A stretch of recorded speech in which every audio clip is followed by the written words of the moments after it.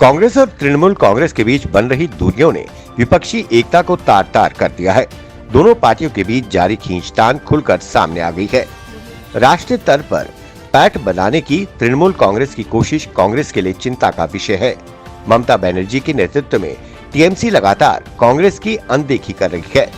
विपक्ष की बैठकें हों या कांग्रेस के नेतृत्व वाले दलों से दूरी, तृणमूल ने अपनी मंशा साफ कर दी है। कांग्रेस के हाथों में विपक्ष का नेतृत्व उसे स्वीकार नहीं है। इसलिए संसद के शीतकालीन सत्र में सरकार को घेरने के लिए रणनीति तय करने के मकसद से कांग्रेस ने विपक्षी दलों की जो बैठक बुलाई थी, टीएमसी ने उसमें हिस्सा नहीं लिया और न ही वो केंद्र सरकार के खिलाफ हुए विरोध प्रदर्शन में कांग्रेस समेत दूसरी पार्टियों के साथ शामिल हुई। शिक्षा विभाग के कंटिंजेंट पेड वर्कर्स सीपीडब्ल्यू ने एसआरओ 308 के तहत सरकार द्वारा रेगुलराइजेशन के लिए उनकी फाइलों को मंजूरी देने की मांग को लेकर जमकर विरोध प्रदर्शन किया। श्रीनगर प्रेस एनक्लेव में all Jammu and Kashmir contingent paid workers association के बैनर तले सीपीडब्ल्यू के सैकड़ों कार्यकर्ताओं ने 213 से लंबित मामलों को अप्रूवल देने की मांग रखी।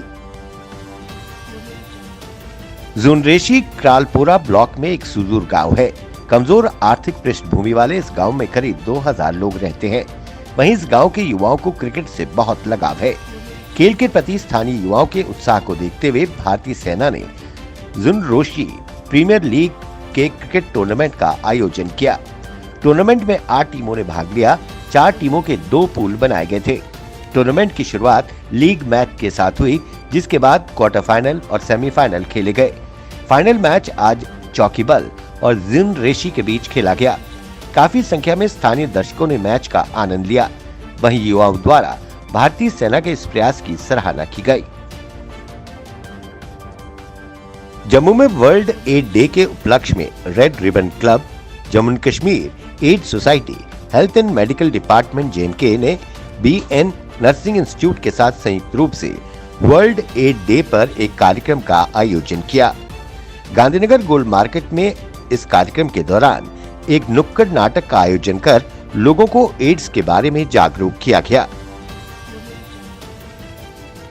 जिला पुंछ की 93 ब्रिगेड की तरफ से युवाओं को रोजगार पैदा करने के लिए मोबाइल रिपेयरिंग का कोर्स करवाया गया।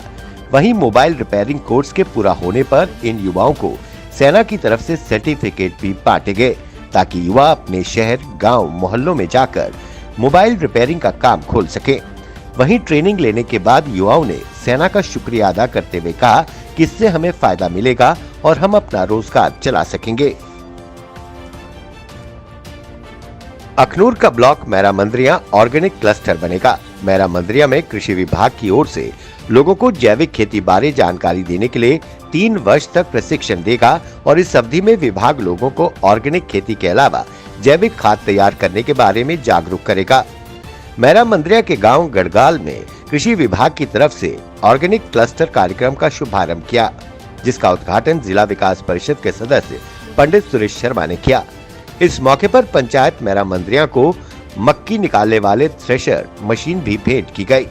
सुरेश शर्मा ने जैविक क्लस्टर कार्यक्रम में आए हुए किसानों व लोगों को संबोधित करते हुए कहा कि कृषि विभाग की तरफ से ये एक अच्छी पहल है। ऑर्गेनिक खेती करके हम कई लाभ प्राप्त कर सकते हैं। आजकल के समय में खेती बाड़ी के लिए उपयोग में लाई जाने वाली यूरिया खाद, दवाइयां व अन्य कीटनाशक चीजों का इस्तेमाल करते हैं, जिसका असर सीधे हमारे स्वास्थ्य पर पड़ता है, जिससे बीपी, शुगर जैसी बीमारियां लगती हैं। कश्मीर के गांदरबल में 12 साल बाद पुष्कर मेले का आयोजन हुआ। ठिठुरन भरी ठंड में देश के कई हिस्सों से कश्मीरी पंडित समुदाय के लोग यहां पहुंचे और स्नान किया। गांदरबल के शादीपुरा में झेलम नदी और नालाए सिंध का संगम है। इस स्थान को कश्मीर का प्रयागराज कहा जाता है। यहाँ एक प्राचीन मंदिर भी है। स्नान करने के बाद लोगों ने मंदिर में पूजन किया।